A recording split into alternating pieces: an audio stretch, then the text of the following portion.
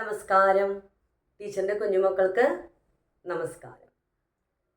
ടീച്ചറിൻ്റെ കുഞ്ഞുമക്കളെ എങ്ങനെയാ പറയാ? എന്തോ പറഞ്ഞേ. ടീച്ചറിൻ്റെ കുഞ്ഞുമക്കളേന്ന് ടീച്ചർ വിളിക്കുമ്പോൾ എന്താ പറയേണ്ടത്? നിങ്ങൾ എന്തോന്ന് വിളി കേൾക്കണം. ഒന്നൊരു വിളിക്കട്ടെ. ടീച്ചറിൻ്റെ കുഞ്ഞുമക്കളെ എന്തോ. ഓക്കെ, അങ്ങനെ വിളി കേൾക്കുമ്പോൾ ടീച്ചറിൻ്റെ സന്തോഷമുണ്ട് കേട്ടോ. നമുക്ക് അടുത്ത ക്ലാസ്സിലേക്ക് പോയാലോ? ഓക്കെ, നമ്മൾ കഴിഞ്ഞ ക്ലാസ്സിൽ പഠിച്ചു സ്വരാക്ഷരങ്ങളിൽ ആ ആ ഇത് രണ്ടും പഠിച്ചു അല്ലേ? ഇനി നമ്മൾ പഠിക്കാൻ പോകുന്നതാണ് അടുത്ത രണ്ടക്ഷരം. ടീച്ചർ എപ്പോഴും ക്ലാസ്സിൽ പറയാറുണ്ട്, ക്ലാസ്സിൽ ഒരക്ഷരം വീതമാണ് പഠിപ്പിക്കുകയാണ്. ഈ ക്ലാസ് മുതൽ നമുക്ക് പതുക്കെ രണ്ടക്ഷരത്തിലേക്ക് വരാം. ടീച്ചർ രണ്ടക്ഷരം എന്ന് പറയുമ്പോൾ അയ്യോ ഞാൻ എങ്ങനെ പഠിക്കും ടീച്ചറെ, ഒരക്ഷരമായിരുന്നു എളുപ്പം എന്ന് വിചാരിച്ച് ടെൻഷൻ അടിക്കേണ്ട. പഠിക്കാൻ നിങ്ങൾക്ക് എളുപ്പമാണ് എന്നുള്ള രണ്ടക്ഷരങ്ങളാണ് ടീച്ചർ പഠിപ്പിക്കുകയുള്ളൂ കേട്ടോ. ബുദ്ധിമുട്ടൊന്നും നിങ്ങൾക്ക് ടീച്ചർ വരുത്തില്ല. നന്നായിട്ട് ശ്രദ്ധിച്ചിരിക്കണം. ഒരക്ഷരം എഴുതുന്ന പോലെ തന്നെ മറ്റേ അക്ഷരം നിങ്ങൾക്ക് എഴുതാൻ പറ്റും. എളുപ്പമാണ്. അതുകൊണ്ടാണ് ടീച്ചർ രണ്ടക്ഷരം പഠിപ്പിക്കുന്നത്.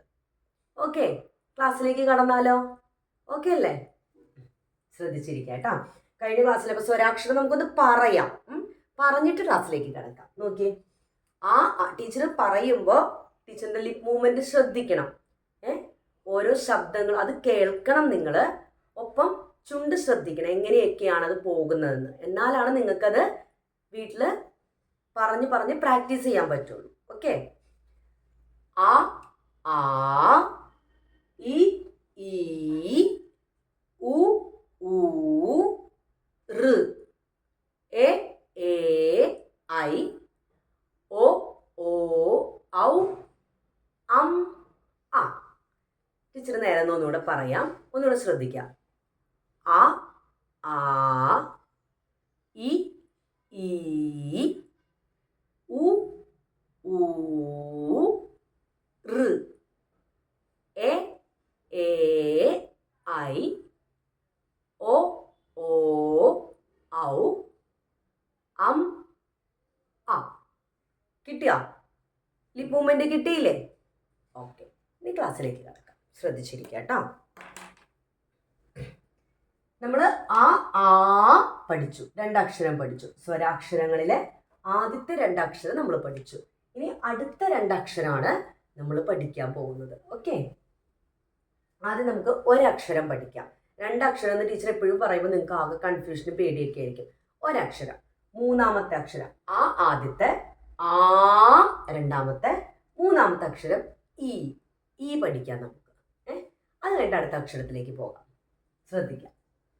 ടീച്ചറിൻ്റെ എപ്പോഴും ടീച്ചർ പറയുന്ന പോലെ തന്നെ ടീച്ചറിൻ്റെ കൈ പോകുന്നത് എങ്ങനെയാണെന്നുള്ളത് ശ്രദ്ധിച്ചിരിക്കുക. ഓക്കെ,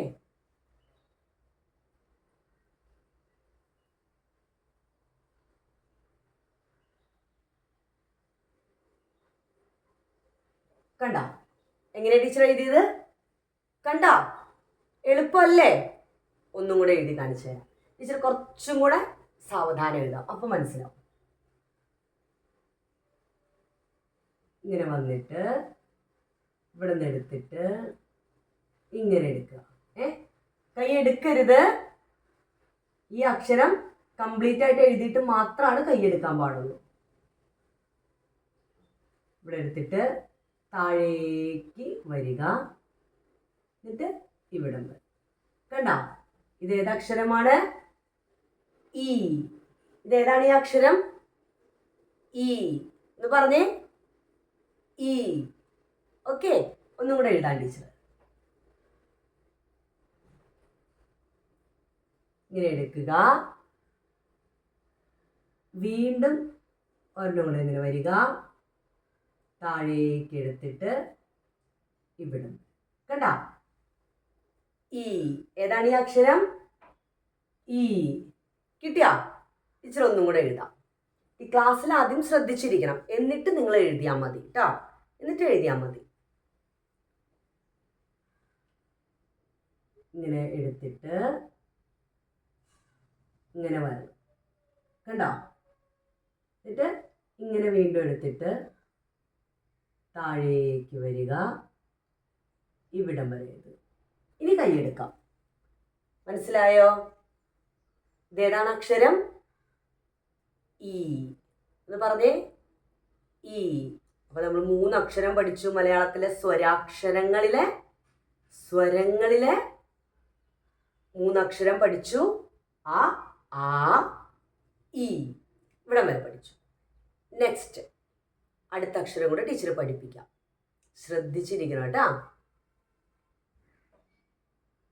ഇത്രയും നേരം നമ്മൾ പഠിച്ചത് ഈ ആണ്. ഈ 3ാമത്തെ അക്ഷരം നമ്മൾ പഠിച്ചു കഴിഞ്ഞു. എളുപ്പമാണ് അടുത്ത അക്ഷരം. ആരും പേടിക്കണ്ട. അടുത്ത അക്ഷരം കൂടെ ടീച്ചർ പഠിപ്പിക്കുമ്പോൾ അയ്യോ 2 അക്ഷരം പഠിക്കാൻ പറ്റില്ല എന്ന് ടെൻഷൻ അടിക്കണ്ട. ഇതേപോലെ തന്നെ നിങ്ങൾക്ക് എളുപ്പമാണ്. ശ്രദ്ധിച്ചിരുന്നാൽ മതി. ഓക്കെ.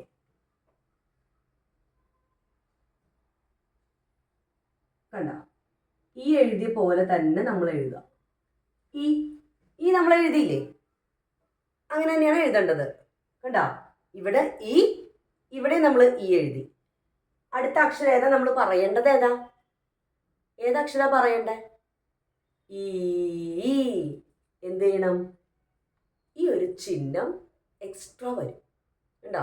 ഈ ഒരു ചിഹ്നം ഒന്ന് കൂട്ടിച്ചേർത്ത് എഴുതണം. അത്രേ ഉള്ളൂ. അതെങ്ങനെയാണെന്ന് കാണിച്ചു തരാം. ശ്രദ്ധിച്ചിരിക്കാം. കണ്ട, നമ്മൾ റാ എഴുതില്ലേ, അതേപോലെ എഴുതുക. വീണ്ടും ഒരു റാ പോലെ എഴുതിയിട്ട് താഴേക്ക് വള്ളി പോലെ എടുക്കാം. കണ്ട, ഒരു വാല് പോലെ ഇങ്ങനെ ഇടുക. ഇതെന്താണ് ഈ അക്ഷരം? ഈ അക്ഷരം എന്താണ്?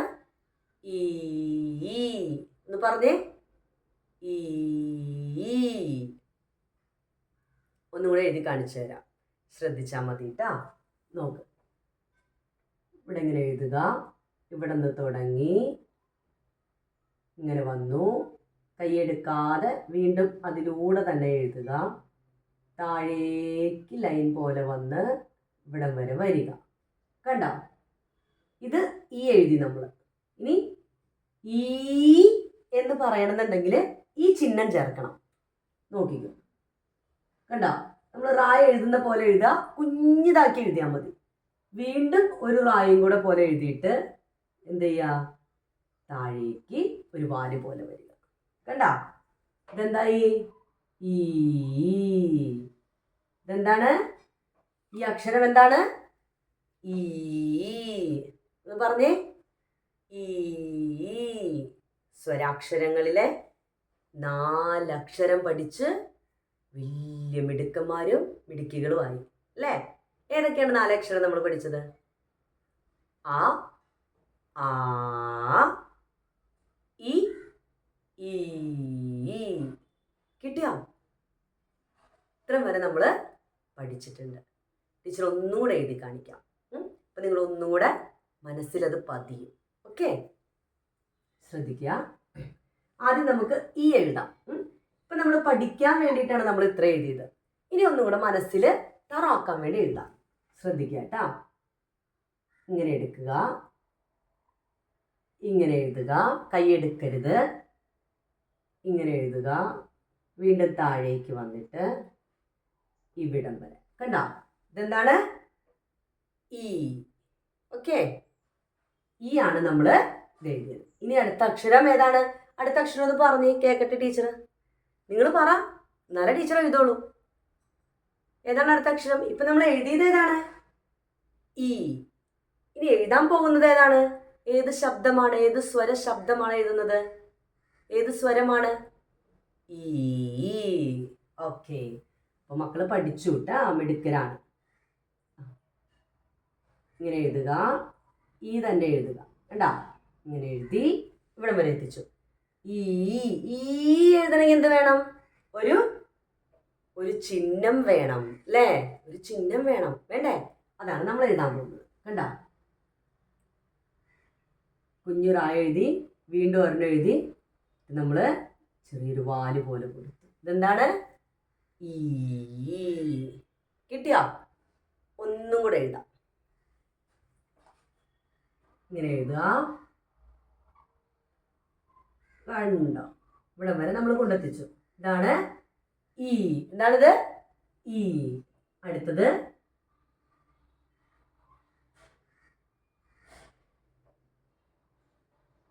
ഈ. ഇത് പറഞ്ഞേ.